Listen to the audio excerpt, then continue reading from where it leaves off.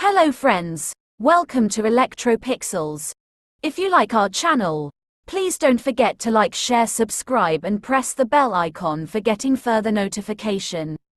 Hello friends, once again welcome back to Electropixels.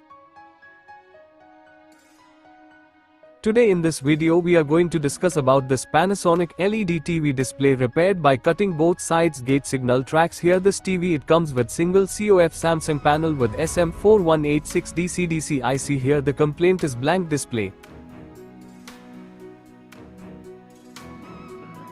Here while checking we found that both sides gate signals are short, so here one by one we cut each side gate signals and remove the shorting. After that now picture is clear. See friends, both sides gate signals are cut down.